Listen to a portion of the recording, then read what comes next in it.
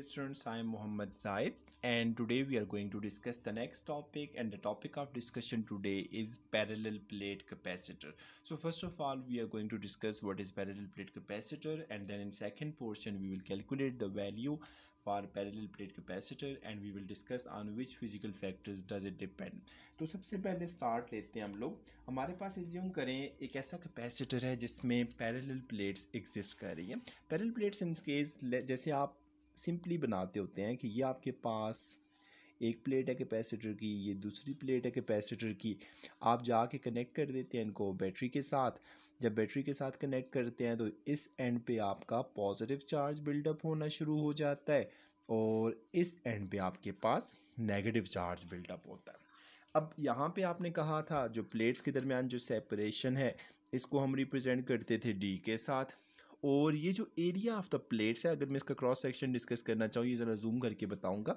ये जो प्लेट्स का एरिया होगा इसको हम रिप्रेजेंट करेंगे ए के साथ, और एज्यूम करें इनके दरमियान फ्री स्पेस एग्जिस्ट कर रही है. सो परमिटिविटी ऑफ फ्री स्पेस आपके पास एप्सिलॉन नॉट आ जाएगा.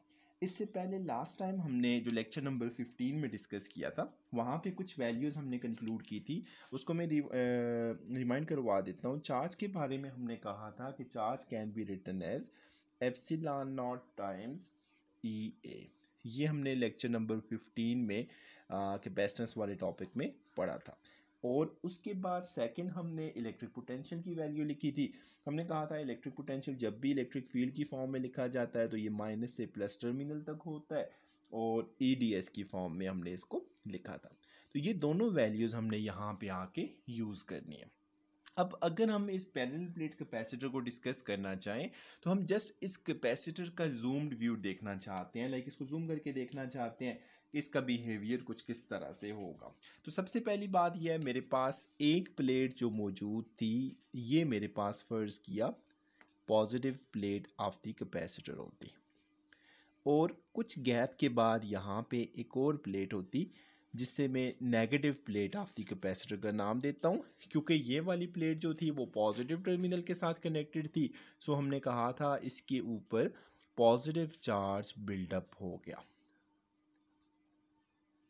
अब इसी तरह से अगर हम इस प्लेट की बात करें तो इसके ऊपर नेगेटिव चार्ज बिल्डअप हो रहा है. सो पॉजिटिव और नेगेटिव चार्जेस तो बिल्डअप हो गए. इन दोनों प्लेट्स के दरमियान जो यहाँ से यहाँ सेंटर टू सेंटर सेपरेशन है उसको मैं डी का नाम दे देता हूँ. और ये जो एरिया ऑफ द प्लेट्स है, क्योंकि दोनों प्लेट्स का एरिया आपस में बराबर है, सो प्लेट्स के एरिया को मैं ए से रिप्रेजेंट कर देता हूँ. और दरमियान में हमने कहा था ये फ्री स्पेस है, सो फ्री स्पेस के लिए परमिटिविटी जो है वो एप्सिलॉन नॉट है. आपका इलेक्ट्रिक फील्ड जो होता है वो हमेशा पॉजिटिव से नेगेटिव लिया जाता है conventionally. So lines of electric field जो हैं वो ऊपर से नीचे की तरफ आ रही हैं. तो ये आपका मेन स्केच आ गया किसी भी पैरेलल प्लेट कैपेसिटर के लिए. जब ये पैरेलल प्लेट कैपेसिटर का मेन आइडिया ये है, उसके बाद फर्दर अगर मैं इसको देखना चाहूँ तो हम अपनी चॉइस पे कोई भी गाजियन सरफेस कंसिडर कर सकते हैं. और पाथ ऑफ इंटीग्रेशन आपका जो है, आप यहाँ से नेगेटिव टर्मिनल से पॉजिटिव टर्मिनल तक आप पाथ ऑफ इंटीग्रेशन ले सकते हैं कि यहाँ से आप इसको इंटीग्रेट करेंगे. अब हम लोग अपनी कैलकुलेशंस पे आते हैं. कैलकुलेशंस में जो सबसे पहला कॉन्सेप्ट होगा वो हम बात करेंगे कि हम किस तरह से, लाइक हमने कहा था फार्मूला, हमने जो बेसिक फार्मूला कैपेसिटेंस के लिए पढ़ा था हमने कहा था Q is equal to CV था. और इस फार्मूला के मुताबिक अगर आप देखें तो C की वैल्यू होगी वो इस केस में बन जाएगी charge divided by electric potential. ये आपकी लेट से इक्वेशन नंबर 1 आ जाती है. अब अगर इस इक्वेशन नंबर 1 में देखें तो हमें कुछ वैल्यूज़ तो पता है, क्योंकि चार्ज के बारे में ऑलरेडी हम लास्ट टॉपिक में पढ़ के आए थे कि आपका जो चार्ज है वो इक्वल है epsilon naught times electric field into area. और जो इलेक्ट्रिक पोटेंशियल था इसे आपने कैलकुलेट करना है.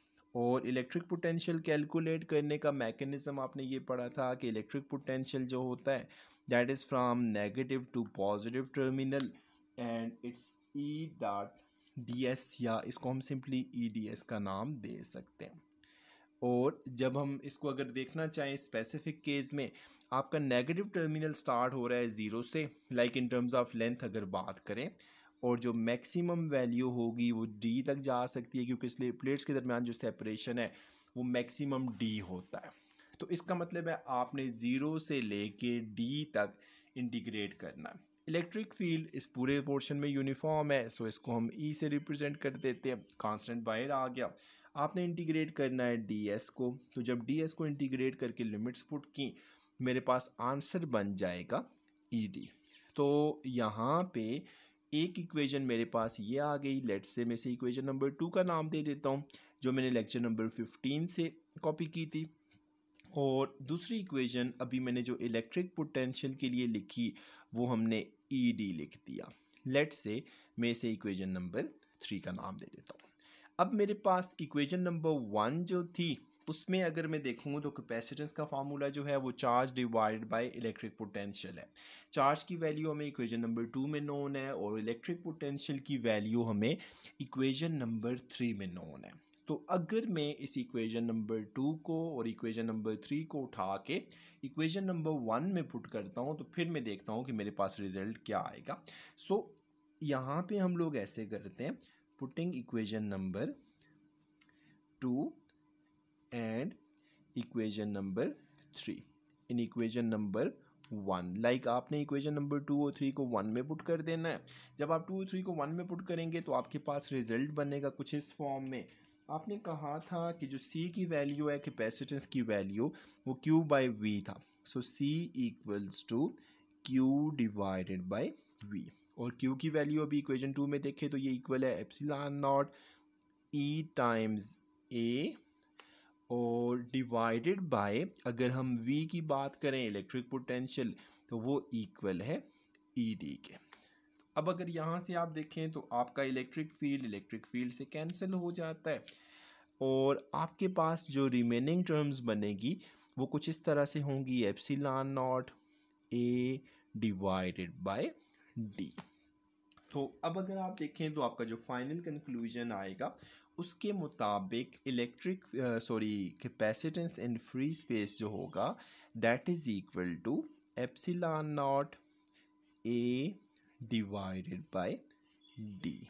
ये रिजल्ट आपके पास capacitance of parallel plate capacitor होता है। सो इसका मतलब है किसी भी पैरेलल प्लेट कैपेसिटर में आप कैपेसिटेंस बढ़ाना चाहते हैं तो वो किन फैक्टर्स पे डिपेंड करेगी। एक डिपेंड करती है एप्सिलॉन नॉट पे, it means that is dependent upon permittivity of free space. Second factor जो आपके पास अवेलेबल है वो एरिया ऑफ द प्लेट्स है और third factor separation between the plates है।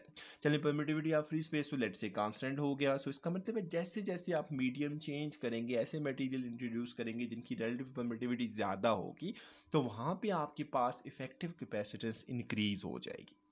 सेकंड फैक्टर एरिया है। जितना आप एरिया ऑफ द प्लेट्स बढ़ाते जाएंगे, इन प्लेट्स का एरिया बढ़ाएंगे कैपेसिटेंस बढ़ जाएगी, एरिया कम करेंगे तो कैपेसिटेंस कम हो जाएगी। लेकिन श्योर बात है एक लिमिट होती है, आप एक ख़ास लिमिट से ज़्यादा एरियाज़ को बढ़ा नहीं सकते क्योंकि कैपेसिटर का साइज़ बहुत बढ़ जाता है। और तीसरे नंबर पे इनके दरमियान सेपरेशन बिटवीन द प्लेट्स है। अगर इन प्लेट्स के दरमियान सेपरेशन हम कम रखें तो उस वक्त क्या होगा, आपका इलेक्ट्रिक फील्ड कैपेसिटेंस ज़्यादा होगी और सेपरेशन बढ़ा दें तो कैपेसिटेंस कम हो जाएगी। अब यहाँ से एक और इंटरेस्टिंग चीज़ है, एप्सिलॉन नॉट के बारे में आपने कहा था कि एप्सिलॉन नॉट की जो वैल्यू होती है that is 8.85 into 10⁻⁻12 coulomb square पर न्यूटन मीटर स्क्वायर। ये वैल्यू हमारे पास एप्सिलॉन नॉट की थी। लेकिन यहाँ पे हम एक और स्टेप देखते हैं। फ़र्ज़ किया यहाँ पे इस फार्मूला से मैं एप्सिलॉन नॉट को सब्जेक्ट ऑफ द फार्मूला बना दूँ तो एप्सिलॉन नॉट की वैल्यू जो बनेगी डी इधर चला जाएगा। सो ये बनेगा सी टाइम्स डी डिवाइडेड बाय ए। तो अब अगर आप देखें तो वैल्यू तो एप्सिलॉन नॉट की वही रहेगी जो कि आपके पास कितनी थी, दैट इज़ 8.85 इंटू 10⁻⁻12।